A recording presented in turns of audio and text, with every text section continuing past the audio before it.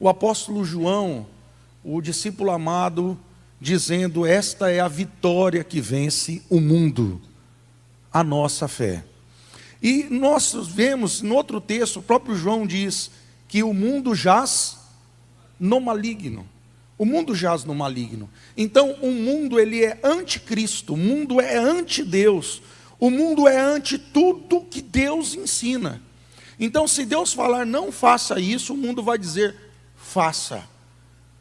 Deus vai dizer não use maconha, o diabo vai liberar a maconha. Deus vai dizer não adultere, o diabo vai dizer, cara, ficar casado a vida inteira com a mesma mulher, mesmo homem ali, só aquela pessoa é muito chato. Tem que dar uma puladinha de cerca que cai no abismo. O diabo, ele sempre vai trabalhar contra os princípios de Deus. O diabo é um rebelde desde o princípio. Jesus falou que ele é um rebelde, porque a Bíblia vai dizer também que a idolatria é um pecado de feitiçaria. A rebelião é um pecado de feitiçaria, e a rebelião começa na egolatria. O eu no centro, o eu achando que é bom para ele. Então é quando a criatura, quando os filhos se rebelam contra o pai. Então você imagina que os anjos de Deus se rebelaram contra Deus, dizendo que Deus não sabia o que era bom para eles, e que eles não queriam o estilo de vida que Deus tinha para eles. Eles queriam governar a si mesmos. E essa queda de Satanás virou uma queda do ser humano, porque a mulher acompanhou o diabo, e o homem acompanhou a mulher e o diabo. E todos caíram em rebelião. E a rebelião nada mais é do que você querer gerenciar a sua vida do seu jeito contra o fabricante. É você tentar pegar um micro-ondas que diga, olha, não coloque na água. E você vai lá e coloca o micro-ondas na água, porque quem comprou fui eu sou o dono e eu faço o que eu quiser. Pronto, você pode fazer, mas vai dar ruim. É você querer comprar uma geladeira e dizer, esquenta. Não foi feito para aquilo. Você pode tentar adaptar, mas vai sair do propósito e vai sair debaixo de uma bênção. Quantas pessoas estão perdidas, irmãos, nesse mundo? Porque estão fora da identidade de filho, estão fora do propósito. Estão depressivas, com ansiedade patológica, ideação suicida, vivendo uma vida louca, achando que o sentido da vida é o prazer. Porque isso tudo aumentou muito com a doutrina do relativismo. Isso aconteceu no século XVI. Até o século XVI, as universidades, elas, se você não sabe, elas foram fundadas, iniciadas pela Igreja Católica. Os centros de ensinos. E todo o primeiro ano de qualquer curso era teologia. Estudava medicina, o primeiro ano é teologia. Estudava contabilidade, o primeiro ano é teologia. Arquitetura, o primeiro ano é teologia. Deus, logia, estudo sobre Deus. Porque você não pode ser um bom médico, um bom contador, um bom advogado, um bom arquiteto, se você não conhecer a Deus. Porque você tem que aprender a amar a Deus, para fazer as coisas não por dinheiro, para você tratar o próximo como você quer ser tratado, para que o teu paciente seja tratado como você quer ser tratado, como o teu cliente da contabilidade seja tratado como você quer ser tratado. Então, teologia era o primeiro ano de todos os cursos. E aí entra uma das doutrinas do iluminismo, é relativismo. E o que trabalha o relativismo? Dentre elas estava o hedonismo, o sentido da vida é o prazer. Na vida só tem sentido se tem prazer. E aí você vai ver esse frenesi jovem, cada vez mais busca das raves, das drogas, do sexo sem freio, achando que quanto mais pessoas eu transar, mais eu vou ser feliz. E na verdade você aumenta o vazio. Você aumenta os casamentos no mundo espiritual, porque sexo é casamento. Você dilacera a sua alma. Você faz com que essa alma fique grudada em muitas outras, e é mais ou menos uma folha de sulfite com muita cola grudada em outra, puxando, e retalhos de vocês está passando, e de você não, em nome de Jesus, mas de muitos estão ficando no outro, na cidade. Então o hedonismo vai dizer, ó, o sentido da vida é o prazer, tudo que dá prazer é bom. E aí você vai ver que se dá prazer matar, mate, porque o sentido da vida é o prazer. E agora vem, dentre Todas as doutrinas do relativismo, do iluminismo, a principal, o relativismo, que é não há absolutos. Não há verdade absoluta, essa é sua verdade. Não, olha, esse aqui é o caminho para você morar no céu. Não, não. Esse é o caminho certo. Não. Esse é o caminho certo para você. Isso é relativo. Então, ali surgiu o conceito de secular também.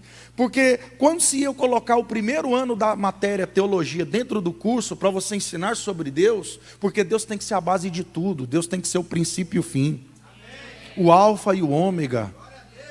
Só que começaram a dizer assim, não, isso é secular, isso é secular. Porque eu não vou usar em medicina, teologia, isso é para padre, isso é para pastor. Então tirou Deus da universidade, tirou Deus das escolas, tirou a Bíblia da vida das pessoas, tirou o manual. E você não pode funcionar bem sem o manual. Irmão, deixa eu te falar, você pode vir do jeito que você quiser, mas você não vai funcionar bem. E o final não vai ser bom. Porque quem criou você, o teu Criador, fez você de um jeito que só dá certo daquele jeito. Então o nosso Deus, Ele vai dizer para você, vai por aqui. E o diabo vai dizer o quê?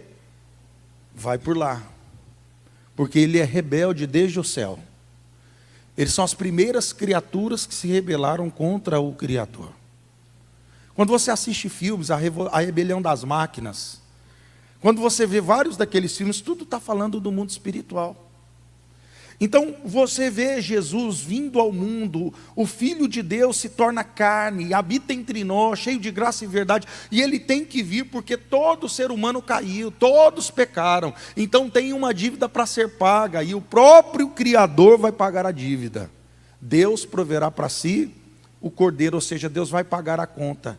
Agora Jesus vem e, ao contrário de tudo que se ensina no mundo, Jesus, o Filho de Deus, o Verbo encarnado, aquele que nasce de uma mulher virgem, sem nenhuma participação do ser humano, então ele tem a natureza humana herdada da mulher, e tem uma natureza divina vindo do Espírito Santo, por isso que ele é chamado de Adão, o segundo homem original, sem pecado, com possibilidade de pecar, porque a mulher não transmite pecado, quem transmite é o homem. O homem é a semente. Maldita será a terra por causa do homem. Então agora Jesus nasce, e ele nasce o segundo ou último Adão. Está lá em 1 Coríntios 15, 45. Se você depois puder projetar 1 Coríntios 15, 45. Então você vai ver que agora, o primeiro Adão tornou-se um ser vivente, o último Adão, um espírito que dá. O que Jesus veio fazer aqui, irmãos? Nós estávamos mortos em nossos delitos e pecados. Você estava respirando, mas estava morto espiritualmente. Porque você não é só ser humano biológico, você tem alma, e tem espírito. Então o espírito é aquilo que Deus soprou, volta para Ele quando você morre. É aquilo que entra quando o bebê está sendo formado na fecundação. Porém a alma é a sede das emoções, vontades e decisões, essa vai ser julgada, e todas essas estavam se perdendo, embora a salvação sempre foi pela fé. Creu, pois, Abraão, isso foi-lhe imputado como justiça. Então a salvação sempre foi pela fé. Por isso que Jesus, depois de morrer e ressuscitar, vai voltar para pregar com os que estavam em prisão, aqueles que estavam num momento, ainda num lugar transitório, esperando a justificação, como uma sala de espera, uma antessala do céu. Então é importante você entender que Jesus, ele vem, ao contrário de tudo, ele diz, eu sou o caminho, a verdade e a vida, e ninguém vai ao Pai, senão por mim. Irmãos, isso aqui é terrível. Isso aqui para Satanás, para o relativismo, é uma bomba. Porque como que um ser humano vai dizer, eu sou o caminho? Não é um caminho, não é uma verdade, ele não é uma vida, ele é o. Então existe Cristo e todo o resto é mentira. E isso aqui é muito difícil, porque tem muito crente que não quer bancar isso aqui. Não tem verdade em Mamon, não tem verdade em Baal, não tem verdade em Maomé, em Buda, não tem verdade em nenhum outro a não ser Cristo. E a base da reforma é isso: solos Cristo, só a Escritura, só Dio glória, só a Deus glória, só a Escritura, só a fide, só a fé. Essa é a base da reforma, é devolver a centralidade da palavra e dizer que Cristo é o único caminho. Ninguém vai ao Pai senão por Ele. Ninguém, não é alguém vai, outros não, ninguém vai. Então ele vem aqui e contra toda dúvida, pastor Abias, diz: eu sou. Quem lembra quem se apresenta para Moisés? Como que Deus se apresenta? Olha, quem que eu vou dizer para o faraó? Ele não conhece o Senhor. Eu preciso de um nome. Irmãos, a gente precisa se apresentar com o quê? Qual o seu? Aí você diz: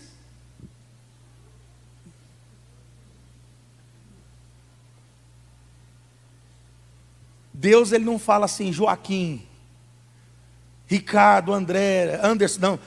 Eu sou! Meu Deus, ainda bem que tem um crente aqui. Parabéns, pastor, o senhor não me deixou só nessa glória. Deus se apresenta, vou voltar, filho. Eu sou!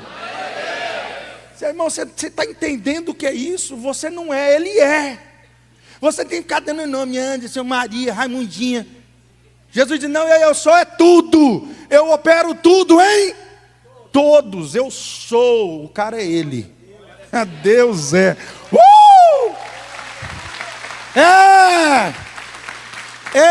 A gente diz assim: eu sou contador, eu sou advogado, eu sou dono de loja, eu sou empresário, eu sou fazendeiro.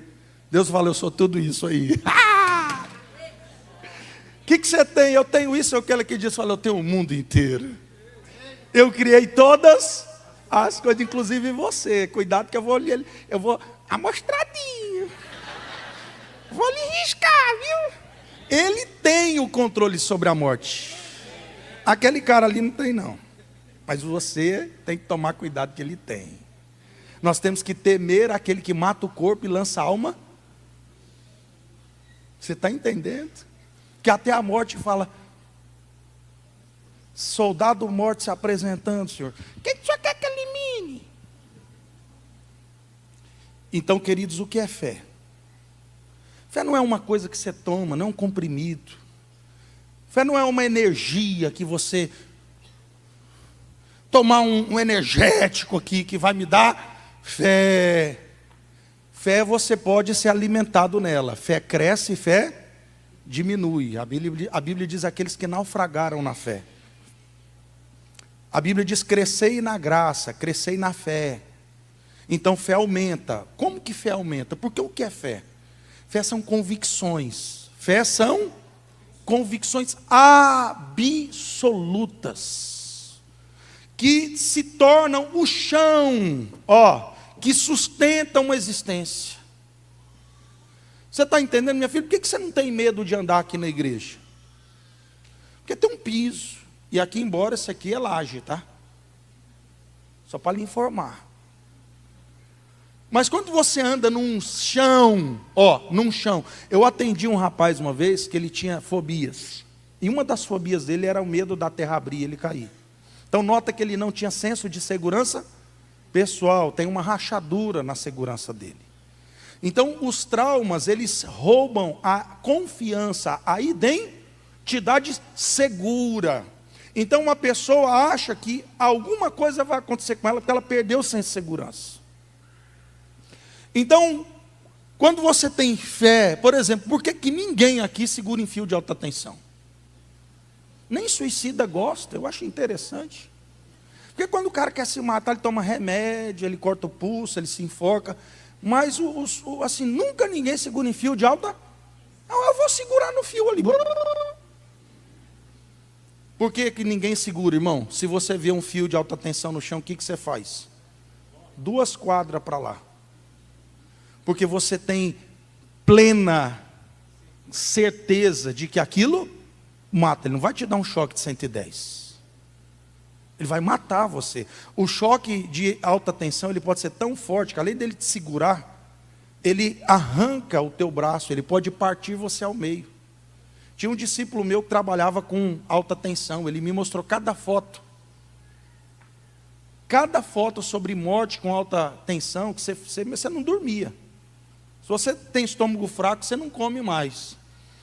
Então, ao mesmo tempo que essa fé, ela é o chão, ela é aquilo que sustenta a tua existência, ela também é sapato e palmilha. Então, a fé, ela não é só o chão, ela é o sapato e a palmilha. Em que aspecto? Porque agora ela te dá conforto na caminhada, suavidade diante dos problemas que vão estar no teu caminho. Quem está entendendo? Ela traz um conforto para a sua caminhada. Então, por causa do pecado, a relação com Deus ela foi quebrada. Imagina que você tem um pai que é todo poderoso e não tem nenhum mal, não existe o mal. Você é 100% segura de que é amada, de que ele é poderoso, que você não tem medo de nada, não tem nem tentação. Mas depois que os anjos caem, Deus cria uma segunda criação. A primeira tem uma parte dela, 2/3 selada, 1/3 selado no inferno, que virou anjos, que virou demônios. E agora essa parte que selou como mal, vem tentar a segunda criação de Deus, que somos nós. E ele leva essa criação à queda. E aqui, por causa da natureza de Satanás, que é rebelde, a relação plena com Deus, relação plena foi quebrada. E é nessa relação plena quebrada que entra o pecado, entra o medo, entra a crise de identidade. Nós não sabemos quem somos, não sabemos para onde vamos, e a dúvida começa a permear a nossa existência. E aí você vai ver os cantores sertanejos: eu não sei para onde vou, posso até não dar em nada. Porque isso aqui é a personificação de um homem caído. Mas um homem com Deus, ele sabe para onde vai e ele vai dar certo. Ele vai dar certo. Então, glória a Deus. Quando a relação com Deus é quebrada, irmãos, concentra muito nisso. A vida do ser humano vira uma montanha russa. Você pode ver, irmão, que o que sustenta a tua emoção, o equilíbrio emocional, é a tua fé. Então tem dia que você está com fé, vai dar certo, eu vou passar no concurso, eu vou tirar nota, eu vou ganhar dinheiro, eu vou pagar as contas. Aí você está assim, aí alguma coisa ruim acontece, você não quer conversar com ninguém, já quer chutar o cachorro. Você já está bravo, já está com medo, já tem... Um dia você está salvo, outro dia você já não tem tanta certeza. Porque o pecado roubou a nossa plena comunhão com Deus. E quando você não tem plena comunhão com Deus, você perdeu a convicção de que você está segura. Tanto segura aqui, quanto segura no porvir, porque você não é um ser natural só, você é um ser espiritual. Você não é um ser somente humano, você é um ser espiritual. Você tem uma alma eterna, você não é só passageiro, você é eterno, tem uma vida eterna em você. Você tem que entender a responsabilidade que você tem com a tua alma. Que dentro de você existe um outro você, de você eterno. Esse eu, seu terreno, com nome João, Maria, vai acabar. Esse RG seu vai ser cancelado, esse CPF vai ser cancelado. Mas o seu eu eterno não passa. Por isso que Jesus diz: passarão os céus e até as minhas palavras não hão de passar. Então nós precisamos ter responsabilidade com a nossa alma. Então o Eclesiastes 3, 1-8 vai dizer sobre isso. Há tempo para tudo, tempo de abraçar, afastar de abraçar, tempo de nascer, tempo de morrer, tempo de ir, tempo de chorar. Salomão trabalha com paradoxos, porque a vida virou isso. A vida virou instável. Irmãos, a vida passou a ter morte, perdas, dúvidas, insegurança, fraquezas, medos, ausências, faltas, falhas, incertezas, abandonos, injustiças, rejeições. Nada disso existia. Então você não está segura mais se você vai ser amada pela mesma pessoa a vida inteira. Você não está seguro mais se você vai ter saúde amanhã. Você não está seguro mais se você vai morrer de alguma coisa depois de amanhã. Então o pecado roubou a perfeição, a comunhão, a convicção, roubou-nos do absoluto eu sou. O que Cristo veio fazer? Ele veio nos devolver para Deus. Irmãos, ninguém consegue ter mais aquela relação perfeita. Mas quanto mais você anda no Espírito, mais seguro você está. Eu gosto muito daquela canção muito antiga que diz: porque Ele vive, eu posso crer no amanhã. Porque Ele vive, temor não há. Mas eu sei que a minha vida está nas mãos do meu Senhor, que vivo está. Quanto mais nós andamos com Cristo, mais nós temos de novo a nossa verdadeira identidade. Eu não sou daqui, eu estou de passagem, daqui a pouco eu vou voltar para o meu Pai, e eu aprendi a orar: Pai nosso, que estás. Então quem é teu pai? É o Raimundão? É o Severino? É o João Batista? Quem é seu pai? Quem é seu pai? Ele tem uma casa preparada para você. Então todos quanto receberem Jesus e crerem que Ele é o Filho de Deus, Ele é a redenção do pecado, Ele é o pagamento, a propiciação do pecado, é restaurada uma verdadeira identidade. E agora você, porque é filho, vai honrar o Pai, ser santo como Ele é santo. Não é ser santo para ser filho, que ninguém consegue ser santo sem ser filho.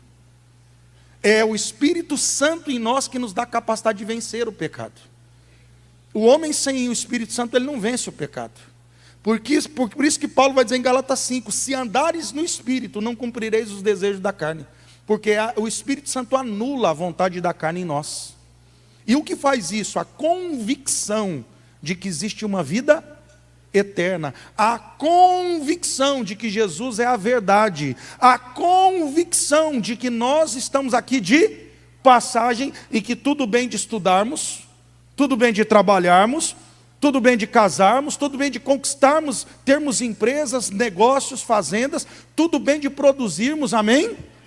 Mas nunca esquecer que tudo isso é passageiro.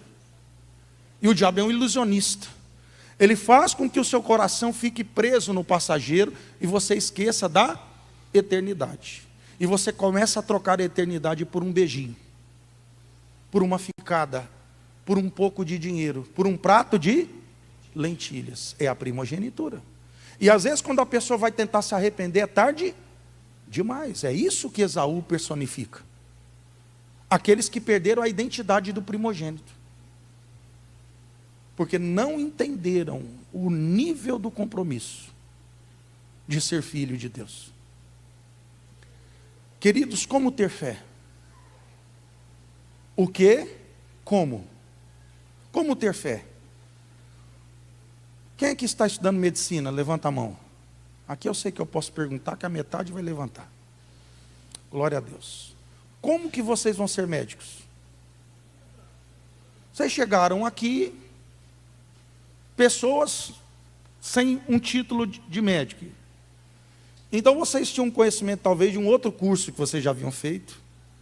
Já tinham um título de contador, arquiteto, engenheiro, pedagogo, enfim. Mas o que vai te dar direito de ter um CRM? De abrir uma pessoa, cortar ela, para fazer uma cirurgia de obstetrícia ou qualquer outra cirurgia, ou até na cabeça? O que vai te dar direito de receitar um remédio? Porque, por exemplo, eu posso fazer isso também. Posso abrir a pessoa, se você quiser, vem aqui que eu faço uma cirurgia em você. Eu só não garanto que vai dar certo. Pastor, o senhor garante que abro? Garanto. Já não garanto nem que abro no lugar certo, porque eu não sei onde estão os órgãos. Quem está no primeiro semestre do primeiro ano aqui? Levanta a mão, sem nenhuma vergonha. Parabéns, isso. Vocês garantem abrir hoje? Cortar no lugar certo? Quem tem coragem de ir com o pastor Abias?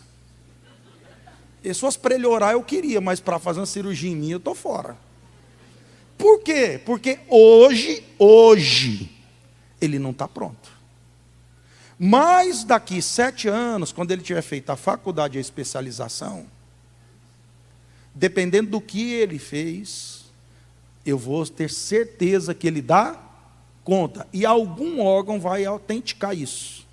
Dizer que fez um teste com ele e que ele passou. E o que mais vai provar que realmente Abias é bom? Porque à medida que as pessoas forem até ele, e ele for fazendo bem feito, é a propaganda boca. Rapaz, aquele médico é pauleira. Já notou que do mesmo jeito tem um médico que ninguém recomenda, diz, rapaz, que ele é um carniceiro. Não vai naquilo não, que aquilo ali servia para trabalhar no IML. Ele é parceiro do Amostradinho.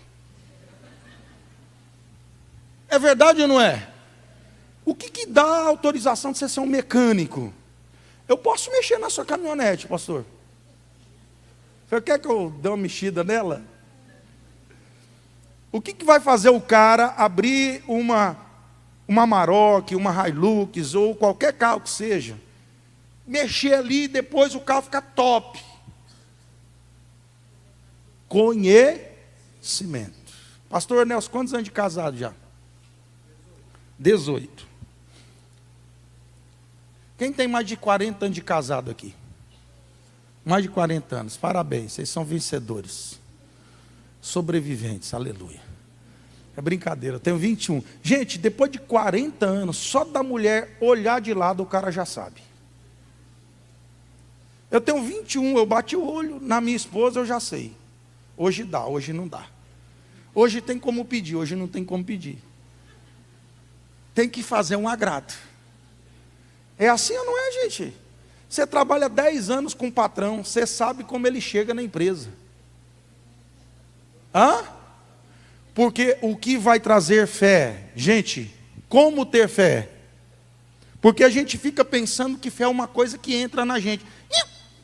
Parece que é um mosquitinho que pica você e você entra na fé. Não, irmão, fé é relacionamento para gerar conhecimento, porque o que você tem conhecimento, você tem convicção, e tem fé,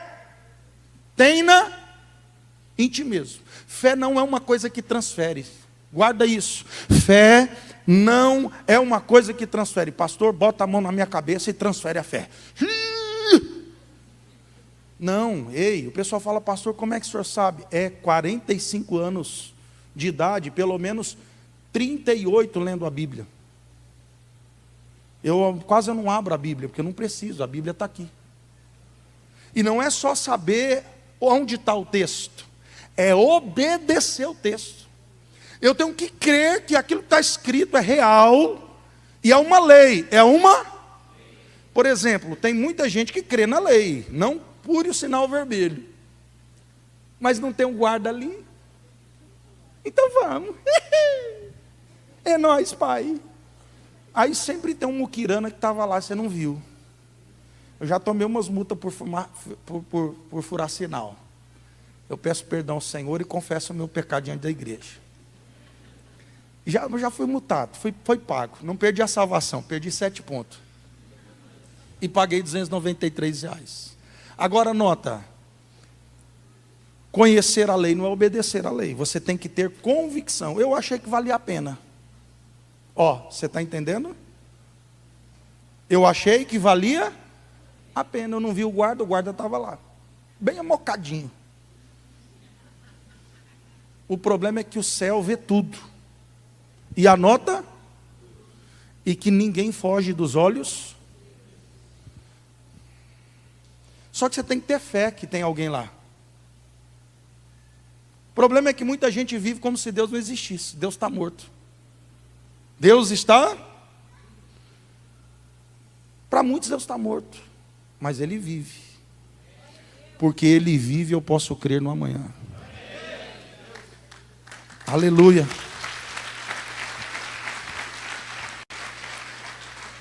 Você obedece, Vitor, o pai do vizinho? O pai do vizinho diz, meu filho, vá ali na venda para mim, compre isso, faça aquilo, pague aquilo. Você fala, meu senhor, acho que o senhor errou de filho.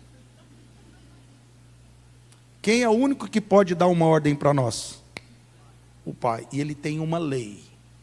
Nem sempre a lei do pai do vizinho é a lei do seu pai. Quem está entendendo isso? A lei do teu pai não é a lei do teu vizinho.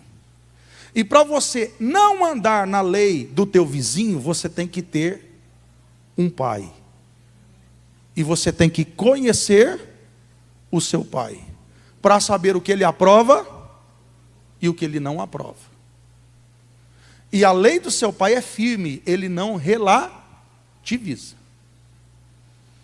Quem é pai aqui, mãe? Todo mundo aqui é filho e todo mundo, uma boa parte é pai e mãe. Deixa eu te falar. Todos os filhos são sem vergonha. E quebra a lei. Quebra ou não quebra? Por causa do pecado. É a natureza de Satanás. Antes do pecado, ninguém quebrava a lei. Agora nota, você mata seu filho quando quebra a lei? Não, você corrige ele. Você tenta ensiná-lo para que ele entenda o porquê que tem que fazer aquilo. Que aquilo vai ser bom para quem? Para ele, que ele vai ter um ganho com aquilo. Por isso que Deus, ele cria a bênção e a maldição. Ele cria a bênção para promover a obediência e a maldição para punir e para desestimular a desobediência. Porque, pastor Abias, se você faz uma coisa errada e não sofre nenhum prejuízo, por que eu não vou fazer? Quem está entendendo isso? Então existe inferno, vai por mim. Quem falou do inferno mais do que todo mundo foi Jesus. Quem mais falou de inferno na Bíblia é Jesus.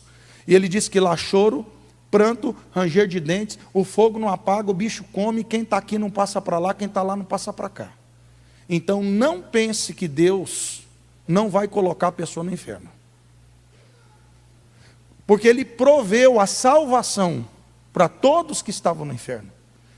E agora depende de quem a salvação? Pela graça sois, a salvação veio para todos. Deus amou o mundo de tal maneira que deu seu Filho para que todo.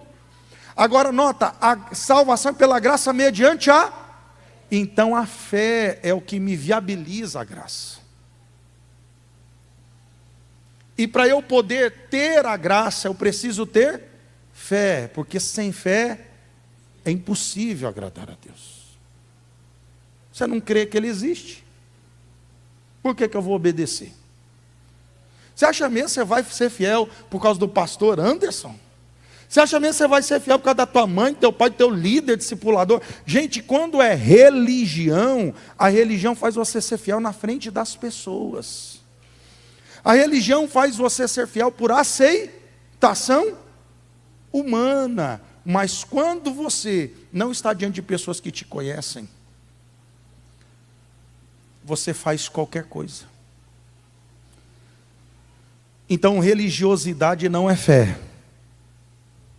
Religião é vir domingo no culto, cantar, dizima, oferta, até toma ceia, mas na hora de sair daqui e viver os princípios, não vive. Isso não é fé, isso é religião. Fé não é uma coisa que você carrega embaixo do braço. Fé é uma lei que você carrega dentro do seu coração.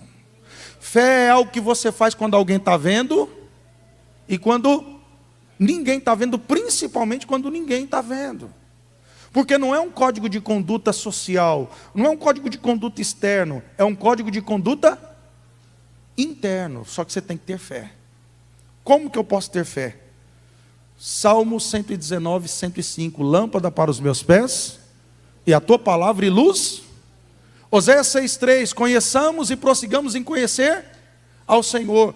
Gente, o meu povo se perde por falta de...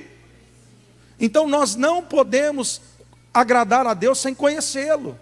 Tanto que o lema de Jocum é conhecer a Deus e torná-lo conhecido. Isso aqui tem que ser o lema da igreja. Você conhece a Deus, irmãos? Com todo carinho eu te pergunto hoje. Com todo carinho. Tem gente aqui namorando, com compromisso. Tem gente noivo. Tem gente com vontade de casar. Sabe qual é o maior problema? É porque muitas pessoas que querem casar, em vez de conhecer a pessoa, vai conhecer o corpo.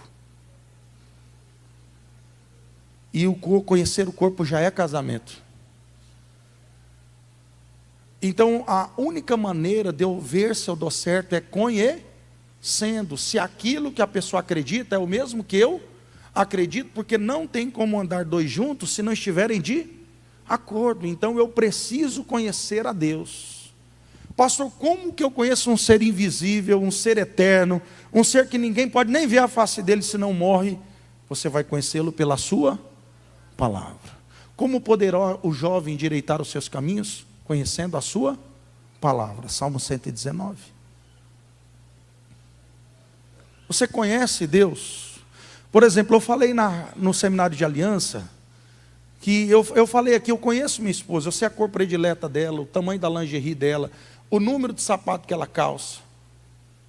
Eu sei as minúcias da vida dela. Onde ela nasceu, o nome dos avós, dos pais, do irmão. Eu sei os acontecimentos da vida dela. Até as coisas mais difíceis que aconteceu com ela, até as mais vergonhosas. Então isso vai gerando intimidade e ao mesmo tempo confiança, porque eu conheço o teu caráter. Creu, pois, Abraão, isso lhe foi imputado como justiça.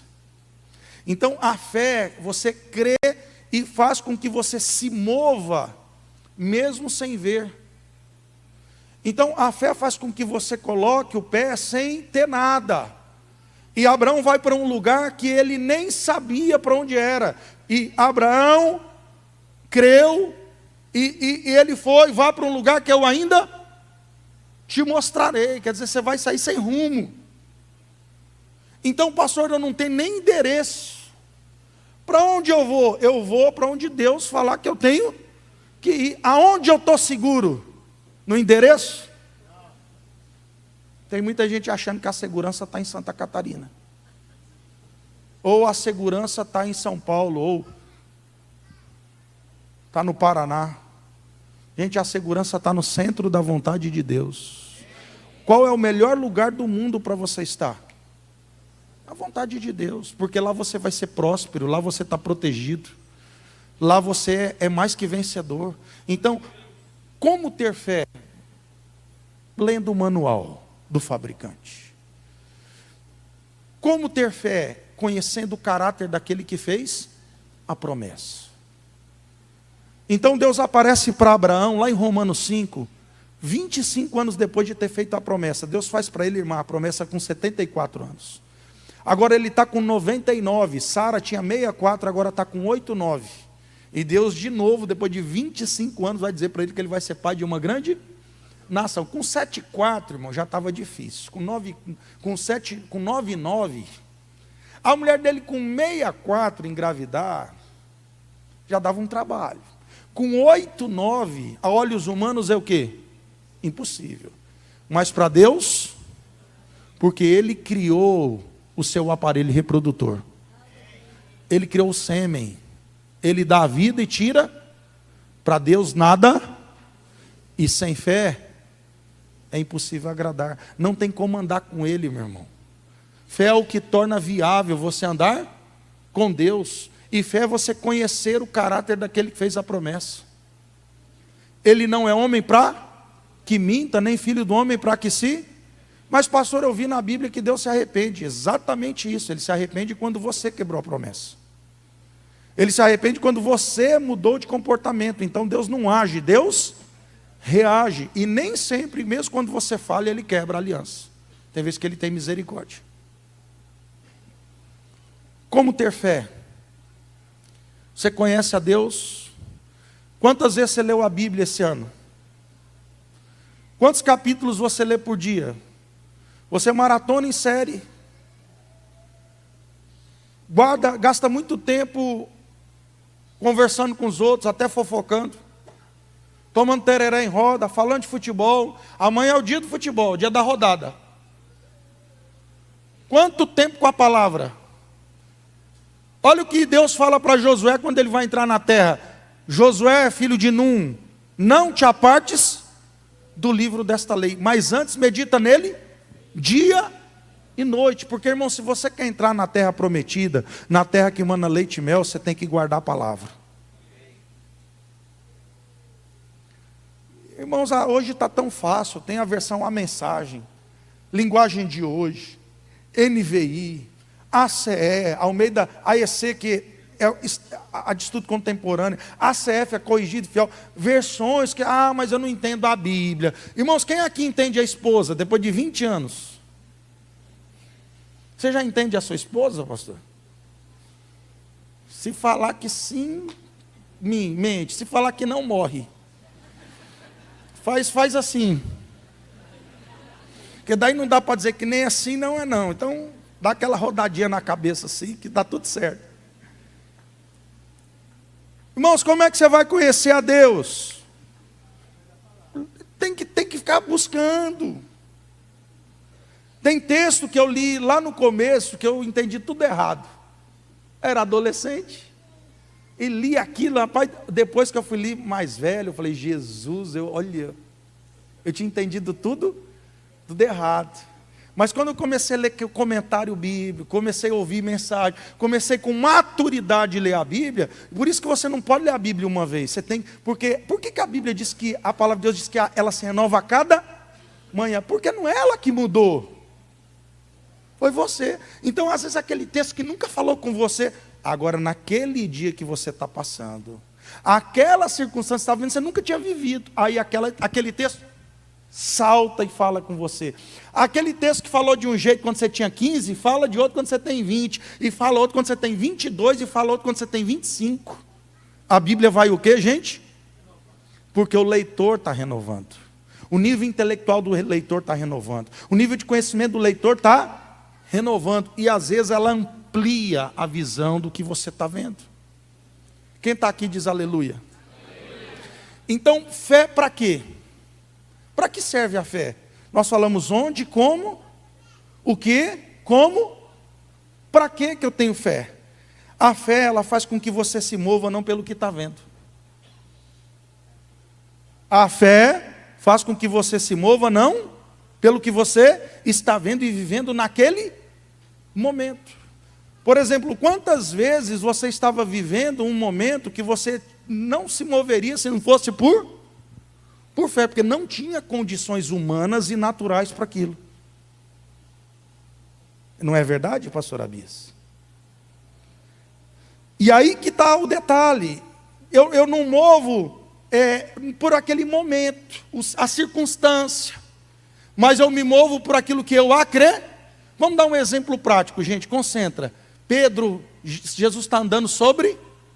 Isso aqui é possível a olhos humanos? Tenta andar para você ver. Aí o Pedro vê uma pessoa vindo na terceira, já era 4 da manhã, traduzindo para hoje. Na terceira vigília da noite. 4 da manhã você não vê nada, está escuro. Talvez era uma noite meia clara, dava para ver alguém andando sobre. Você imagina o medo disso aqui. Fantasma, demônio. De repente Jesus, calma varão, sou eu. Se és tu mesmo, manda eu ter. Olha a coragem de Pedro. Pedro era, pode falar o que for dele, Pedro era um homem de muita fé. És tu, Jesus? Pastor, eu não falava isso não. Aí o Pedro foi. O Pedro foi na fé, sim ou não? Mas quando ele começou a ver o que ele estava vivendo, rapaz, eu estou andando sobre vento, noite, escuro, onda. Aí ele saiu da fé e começou a andar no quê? No natural, no intelectual. O que sustenta você sobre a superfície? A fé. Fé é uma firme convicção. E agora ela não se move pelas circunstâncias. Pedro saiu da fé e foi para o quê? Ele foi para o natural, ele foi para a circunstância. Irmãos, concentra. Quantas vezes você está vivendo um momento financeiro, um momento de saúde? Você está vivendo uma crise no casamento. Você está num momento de dor tão terrível. Você está um José na cadeia, um José escravo. Você está vivendo um momento de enfermidade. Você está um Daniel na cova dos leões. Você está um Ananias, um Misael, Azarias dentro de uma fornalha. Você está vivendo uma circunstância totalmente desfavorável. E muitas vezes você olha e você não vê saída. O que pode proteger você da ótica da circunstância? O que pode impedir você de se mover por emoção? Fé. A fé é aquilo que faz você se mover, não pelo que você está vendo, mas pelo que você acredita. Onde? Dentro de você. Olha Jó, eu sei que o meu Redentor vive e que por fim ele vai se levantar sobre a terra. Sabe o que Jó está falando? Eu sei que o que eu estou passando é terrível, mas eu sei que o Deus que eu tenho crido. Eu sei que Ele é fiel para guardar o depósito. Eu sei que Ele vai se levantar na minha vida. Ei, irmão, eu estou profetizando sobre você. Eu estou dizendo que você crê que Deus vai se levantar na tua vida. Deus vai se levantar na tua casa. Deus vai se levantar na tua história. Não deixe de mover pela fé. Esse é o problema, é que tem hora que a gente está vendo que as coisas estão afundando. Em vez de a gente continuar na fé, a gente se desvia. A gente começa a olhar para o lado, para a direita, para a esquerda, e até pensando em voltar. Não faça isso. Não seja a mulher de Ló. A Bíblia diz que Deus não tem prazer naquele que retrocede. Aquele que retrocede, a minha alma não tem prazer nele. Não volte para trás. Você que estava pensando em desviar, dá um passo para trás só se for para pegar impulso. Você que estava pensando em cair, meu irmão, não caia não, porque você pode ir para o inferno e passar a vida eterna lá. Aí você vai ver o que é ruim. Não é ruim ficar sem sexo. Ruim é passar a eternidade no inferno. Não é ruim ficar sem bebida. Não é ruim ficar sem cigarro, sem droga. Ruim é passar a eternidade no inferno. Não é ruim ficar sem dinheiro. Ruim é passar a eternidade no inferno. Mas para você abrir mão do momento, você tem que crer na eternidade. Por isso que Jesus não trocou aquilo que o diabo fala para ele: tudo isso te darei se prostrado me adorares. Porque Jesus não troca a circunstância, o momento, pela eternidade. Eu sei quem eu sou. Eu sei que o meu nome vai ser o nome sobre todo nome. Eu sei que a salvação é por mim, por meio de mim, e eu não vou comprometer nem a mim, nem a toda a humanidade por causa de um beijinho, por causa de um prazer momentâneo. Quem está entendendo? Mas somente a Deus adorarás, somente a Ele darás culto. É isso que faz, pastor, ser o solo dos nossos pés, mas não só o solo, o calçado e a palmilha, que traz conforto na caminhada. Pastor, não é que o senhor não vai ter dor, não é que o senhor vai ter luta, mas vai ter calçado e palmilha. Isso o ímpio não tem.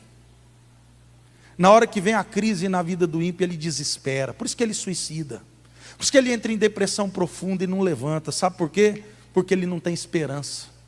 Porque a esperança é o resultado de quem tem fé. Quem tem fé tem esperança, mas não é uma esperança de quem espera sentado, é uma esperança de quem espera caminhando. Você está entendendo isso? Você está entendendo isso? Gente, a fé, ela traz estabilidade emocional, porque ela tira você das circunstâncias. A fé, ela traz estabilidade intelectual, ela traz para você paz, porque a paz de Deus excede todo. Então ninguém entende por que você está doente, por que você está sem dinheiro, por que você está passando uma crise no casamento, mas está em paz, está doendo. Você não sabe o que vai acontecer, mas você está confiando em Deus. Vocês estão entendendo isso? Vocês estão entendendo essa palavra? Fé, ela muitas vezes, pastor, ela não muda a circunstância, mas ela muda o coração de quem passa pela circunstância. Muitas vezes, pastor, nós queremos que Deus mude a circunstância. Deus não vai. Muitas vezes Deus não te livra do problema, Ele te livra no problema.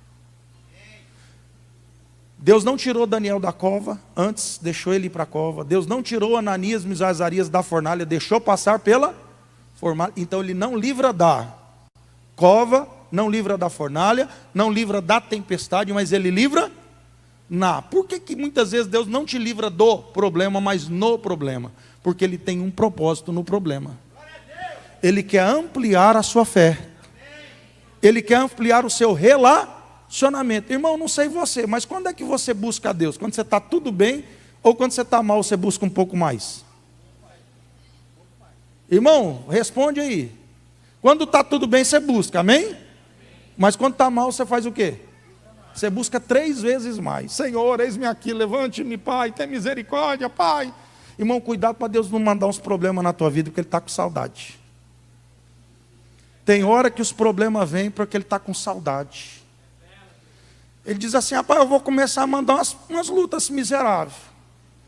Eu vou mandar umas lutas para essa ovelha, que é para ela lembrar que ela tem pastor. Quem está entendendo isso? Tem crente que ele vai ficando tão relaxado, que ele diz, não, mas está tudo tão bom. Aí não ora mais, não lê mais a Bíblia, congrega pouco, falta na célula. A coisa começa a ficar boa, começa a esquecer do Senhor. Cuidado que a coisa arruina. Não é porque Deus é mau, é porque Deus ama. Ele quer a nossa presença com Ele. Quem está entendendo isso? Não, Deus não é carente, não é por Ele, é por nós. Porque Ele é um bom pai. Você pode dizer amém? Amém. Que pai que não quer os filhos por perto? Quando o pai, quem teve bons pais sabe que é tão gostoso conversar com o pai. E teve um bom vô, conversar. Ninguém quer sair de perto, quer ficar conversando. Pastor, o que traz estabilidade diante dos problemas? A fé na lei do amor. Escreva aí, fé na lei do amor. Isso aqui é uma das coisas mais importantes que você tem que gravar na tua vida. Eu já passei por muito problema, irmão. Muito. Muito. E creio que vou passar por alguns outros ainda. Estou vivo, né? Mas eu vou te falar que teve dias assim que eu pensei que eu não ia dar conta. Eu não pensei em tirar a minha vida. Eu já orei pedindo para Deus me levar. Porque crente não tira a vida, crente não suicida. Agora eu vou te falar algo. Sabe o que me fez ainda ficar estável? A fé. A fé de que o choro dura uma noite, mas a alegria vem. Eu tinha fé de que não tem dor que não passe. Eu tinha fé na lei do amor. Qual que é a lei do amor? Deus amou o mundo de tal maneira que deu o seu único filho, para que todo aquele que nele crê não pereça, mas tenha. Eu tinha fé na lei do amor, que nós, sendo homens, sabemos dar boas dádivas aos nossos filhos. Quanto mais o pai que está. Eu tinha fé na lei do amor, por lembrar de Romanos 8, 28. Todas as coisas, não é algumas, todas. Então, nos piores momentos da minha vida, eu entendia que eu não sabia como. Eu não sabia por que eu estava passando por aquilo. Eu não sabia como aquilo seria importante para mim. Mas eu entendia que Deus tinha um plano na minha dor. Você acha que Moisés entendeu o problema? Você acha que Abraão entendeu? Você acha que José entendeu por que ele estava vivendo aquilo? Você acha que Jó entendeu? Não, irmão, não entende. Os planos de Deus não podem ser compreendidos muitas vezes, porque os caminhos deles são o quê? Irmão, olha o teu cérebro. O cérebro de Deus é maior que esse planeta. Como que a criatura vai compreender o Criador? Nenhum dos teus planos pode ser frustrado. Quem poderá conhecer a mente do Senhor? Romanos 8,39.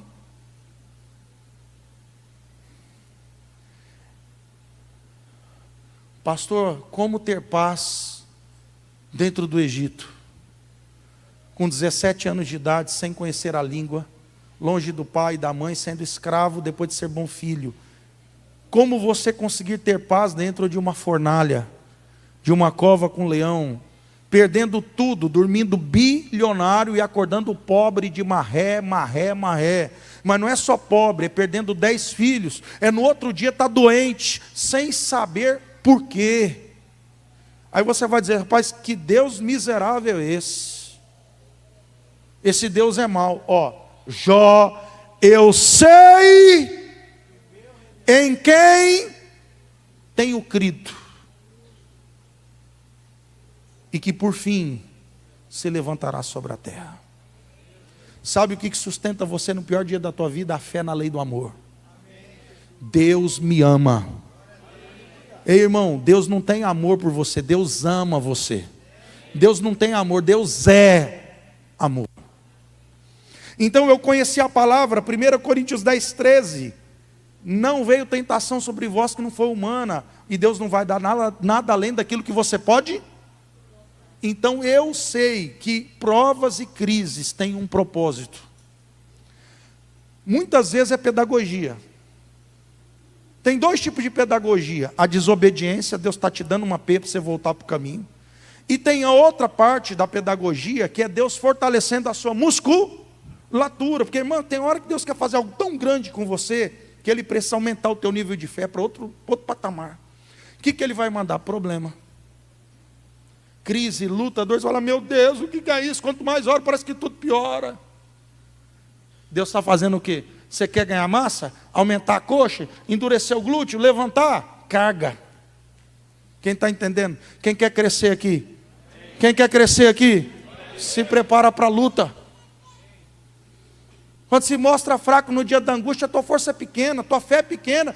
Começa a luta, você começa, ai Senhor, está doendo, Deus, o que eu fiz? Eu vou desistir. Pai, depois que eu virei crente. Toma prumo, toma vergonha. Ruim era ir para o inferno. Ruim era não ter esperança. São dores pedagógicas, são dores necessárias. Algumas delas são convite ao arrependimento, porque você pecou. E a maldição é um castigo para te convidar de volta. Não é para te excluir, é para te incluir. Deus não exclui, Deus inclui. Amém, irmão? Já em outras circunstâncias, essa dor vai vai aumentar o seu relacionamento. Vai aumentar seu relacionamento. Por que eu preciso de fé? Agora, o que, como e por quê? Por que eu preciso de fé? Porque é a nossa fé que vence o mundo. Nós lemos, eis a vitória que vence o mundo. O que vence o mundo? O que vence o mundo? Não é a fé do outro. Tem fé? Projeta Romanos 14, 22 na RC, revista corrigida. Versão RC, Romanos 14, 22, estamos caminhando para o fim.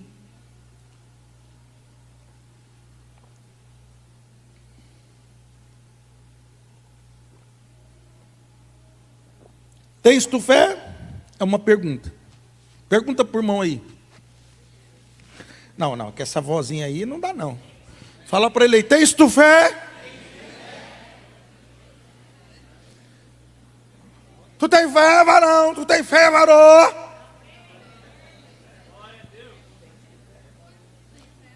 Olha o que está escrito ali. Tenha diante. Irmãos, tem gente que tem a fé na fé do outro. É importante ter testemunho de fé, sim ou não? Por exemplo, quando sobe no passo de fé, alguém que dá um testemunho, edifica ou não edifica? Aumenta a nossa fé ou não aumenta?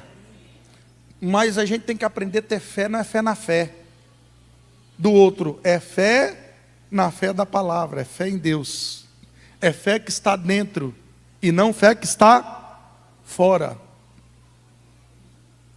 Fé, e para eu ter fé eu tenho que conhecer a Deus, tenho que conhecer a palavra dEle, o que Ele prometeu, e que a palavra dEle não muda. Eis a vitória que vence o mundo jaz o mundo é inimigo de Deus. O que me faz vencer o sistema corrupto, vencer o pecado, vencer o mundo? A minha fé. Teus amigos chegam, tu virou viado agora, tu não pega nem uma mulherzinha mais, tu tomava umas cajibrinas, dava aquela puladinha, agora não faz mais não, agora eu sirvo a G. Você não é fiel à mulher. Irmão, eu tenho 20 anos de casado, não traí minha esposa e nunca vou trair. Em nome de Jesus. Por causa dela? Os olhos dela ficaram lá no portão em Rio Branco. Ela só consegue enxergar até o portão. Mas tem um detalhe: os olhos de Deus estão sobre toda a terra. Então não tem a ver, aí não tem a ver só com não fazer do lado de fora. Ó, se você desejar uma mulher aqui, você já adulterou. Então eu sei que Deus conhece o quê? Os meus pensamentos. Então eu guardo a minha mente, os meus olhos, porque eu creio, eu creio. A minha carne está aqui, olha, trai. Sim ou não? Tua carne já converteu? Carne converte, irmão? Carne fica sob controle, na coleira da fé. Se a tua fé é grande, a tua carne está pequena. Se a tua fé é pequena, a tua carne está grande. A fé que vence o mundo. Sem fé, Hebreus 11:6, é impossível. O que faz você agradar alguém? Você sabe que a pessoa vê, você sabe que ela não gosta, e você a ama. Por exemplo, depois de quantos anos de casado, pastor? 15 anos de casado, o senhor sabe que a Ana não gosta, e sabe que ela gosta. Então, se você conhece ela, você tem fé, e você faz uma coisa que não agrada, então sem fé é impossível agradar. Então quando eu conheço a minha esposa, eu sei como agradá-la. Eu sei que doce eu levo, ou se ela não gosta de doce. Por exemplo, eu não conheço a pastora Ana quase, porque eu não tenho convívio, mas eu conheço minha esposa.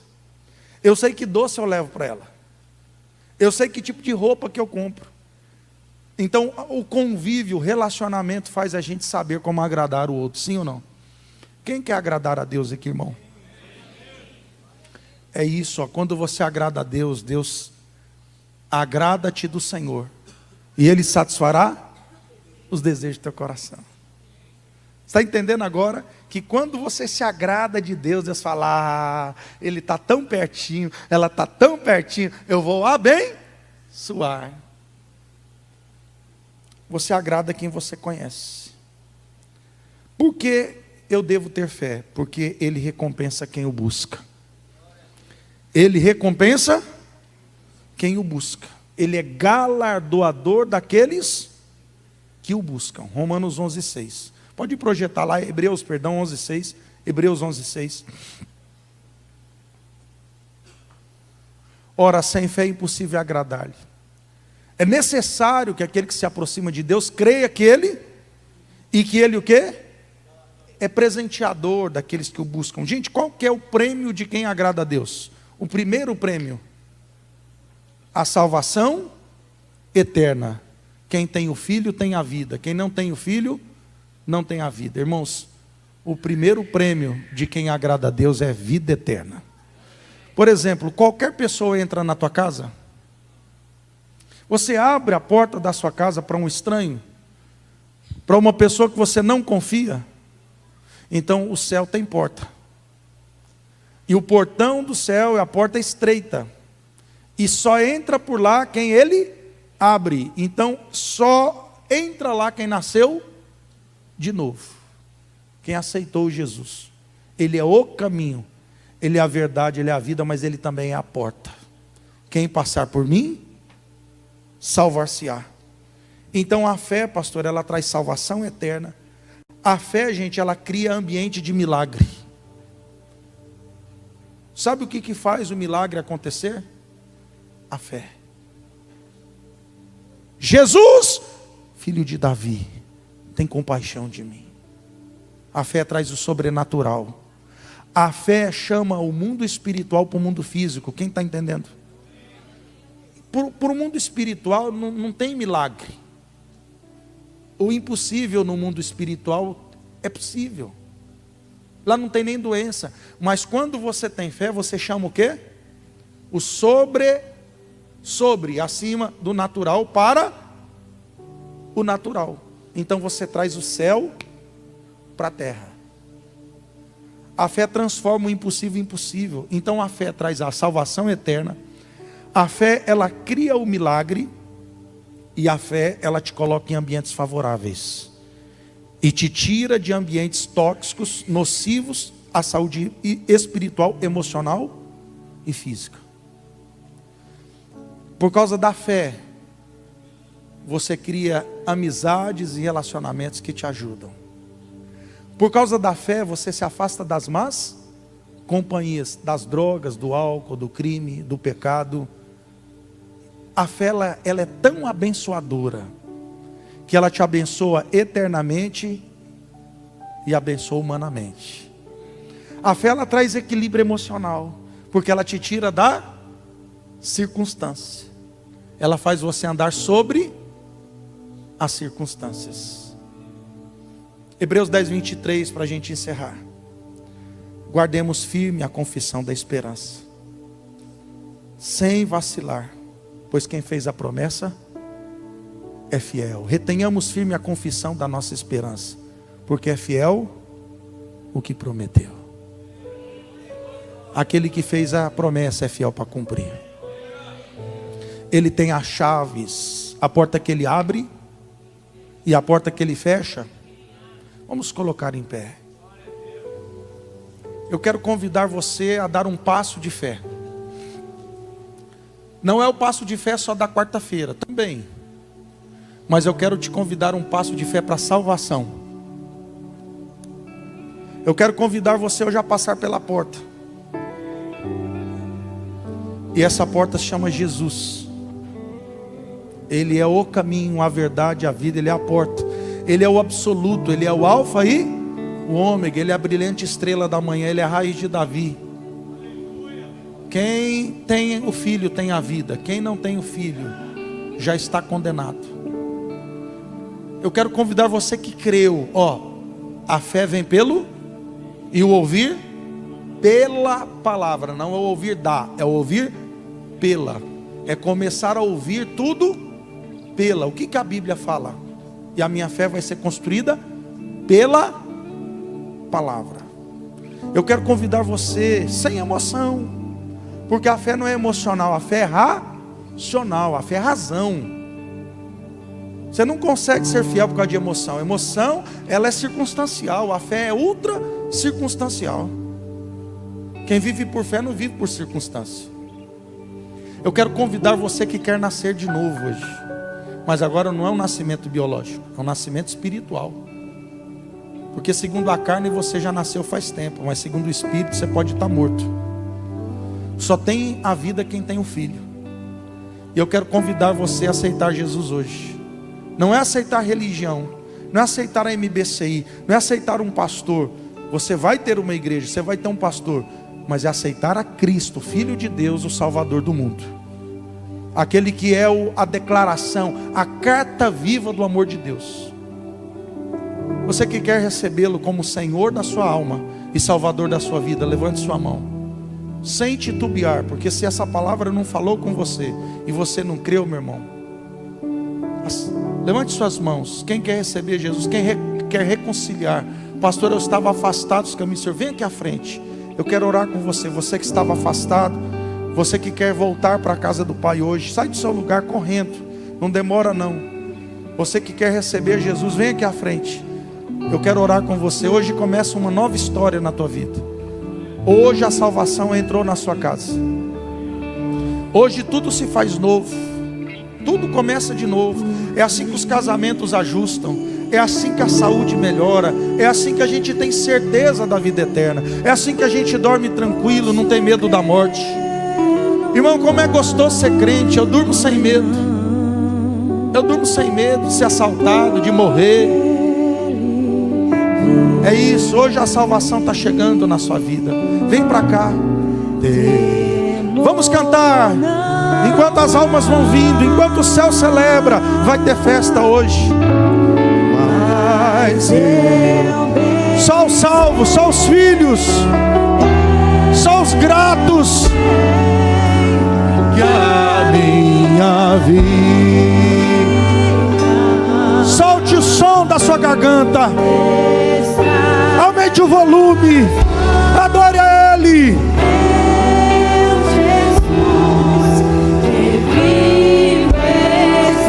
Oh, adore esse nome.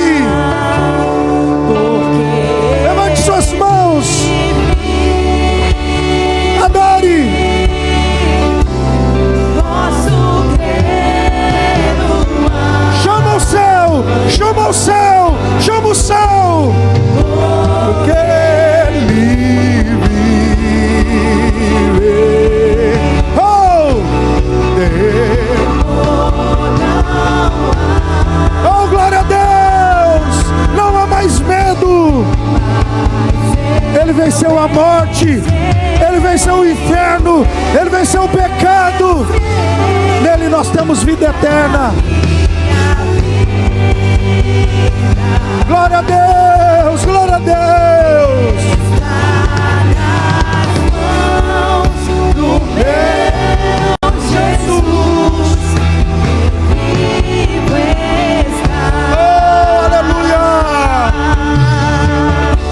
Pastor Anderson, Pai, em nome de Jesus. Ah, Senhor, eu quero louvá-lo nessa noite por cada vida que se rende a Ti, por cada vida que entendeu que essa vida não é a vida real, é uma vida passageira. Todos vamos morrer. Vai chegar uma hora que todos morreremos, ou o Senhor Jesus vai voltar nas nuvens em glória para buscar a sua igreja, a noiva adornada.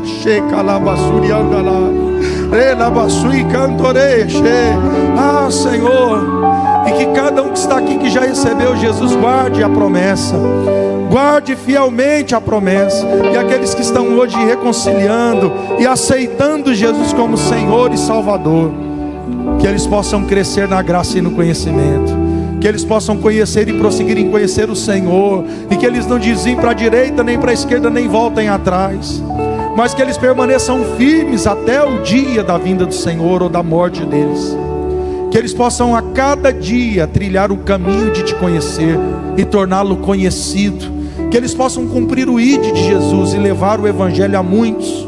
Usa a vida deles, Senhor. Salva a família deles. Escreva o nome deles no livro da vida. Coloca o sangue de Jesus entre eles e as maldições do passado. Gera arrependimentos por todos os pecados deles, e que eles possam voltar aonde caírem, pedir perdão, reconciliar, pagar o que deve, andar uma vida santa, uma vida que Te agrada, pelo temor do Senhor. Conserva-os, ó Pai, na Tua palavra. Livra-os do mal, esconda-os em Ti onde o inimigo não me encontre, e que todos os dias da vida deles eles venham adorar em espírito e em verdade. Nós Te agradecemos, Senhor. Como igreja nós queremos louvá-lo pela nossa salvação, Te agradecer pela vida que temos em Cristo. Fica conosco, Senhor. Guarda-nos, ó Deus, de nós mesmos. Ajuda-nos nas nossas fraquezas. Fortaleça a nossa fé, Senhor. Nos dê experiências contigo. Abra os nossos olhos para vermos, os nossos ouvidos para ouvirmos. Dá-nos firmeza e a fé na lei do amor, que o Senhor nos ama e que tudo coopera para o bem.